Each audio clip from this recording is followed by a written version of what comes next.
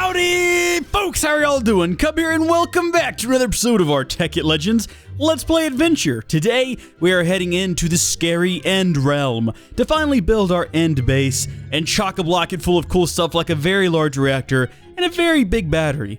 Now, let me go ahead and preface this video by saying preface or preface? I think it's spelled like preface, but you're pronouncing it preface? Maybe, maybe not.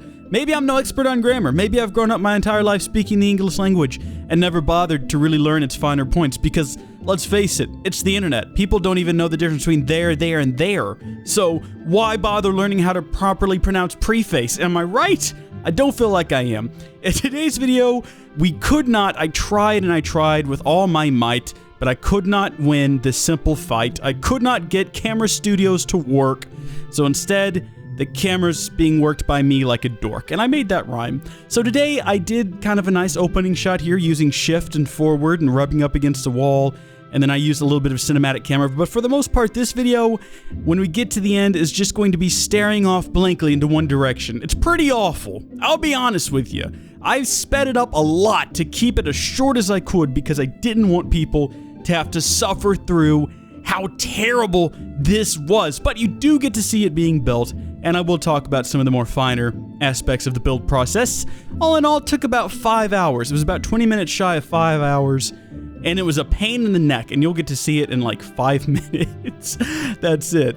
So as you can see here, I have gone ahead and had our good friend Ralphius Arith, or Wizard Ralph, move the portal into our portal garden, our secret portal garden, where we're going to be putting some other portals, hint hint, in the future. But as you can see, I'm decked out in my super awesome armor, and I'm about to jump in to the unknown realms. Goodbye, world. Goodbye. Yeah, I'm still here. This is a voiceover after the fact. So as you can see, I went ahead, and in the end, I found our teleport back. I figured that would be a good place to build the base, and I decided to kind of build it up kind of like Cubba'Dur from Lord of the Rings. That was kind of where I got my inspiration. So lots of purples and lots of purples. We used mostly obsidian, which mines a lot faster with our dark matter pick.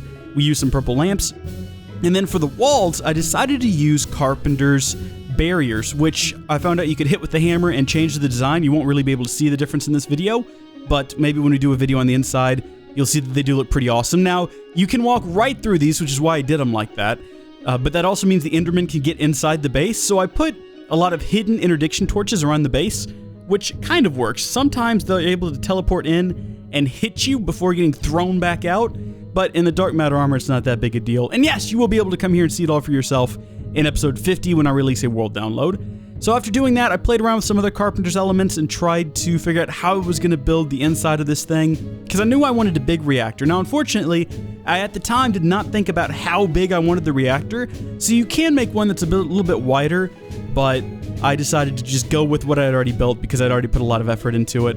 Right there, you can see I just went through and I added some Carpenter's ladders, which I also put obsidian in, just to make it pop out a little bit more, make it look a little bit more unique, give it some more texture, I suppose.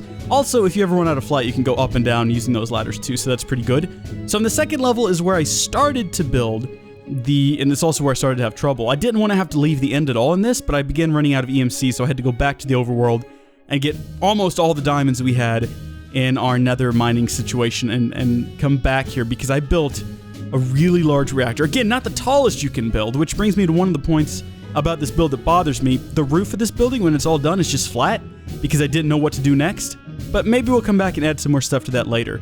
I use graphite blocks instead of diamond because while they don't create as much power, they also don't drain as much energy. They have a slower fuel burn up, so thought that was nice. That's a nice touch, and we can always go back and change it if we want to. I had originally planned on putting the big battery on top, but after building it, it wouldn't assemble because you have to have the battery inputs and outputs on the top of the battery, which means I had to build them onto the bottom of the reactor, and I did not compensate for that by making the reactor taller. Maybe that's something we'll do later. This also meant that in order to get power out, I had to bump the battery out on one side a little bit further so that it sticks out enough to get power out, so it looks kind of goofy, but overall it works, and it creates a lot of power, too much power even. I now have most of the fuel rods set at 100% insertion, and I think I have like 4 or 5 at 90%, and that's more than enough power. And that's it for today, folks. Thank y'all for watching, and I'll see you next time. No, seriously, that's it. Like I said, I sped it up a lot because I really just wanted this to be done with, and it's not very good.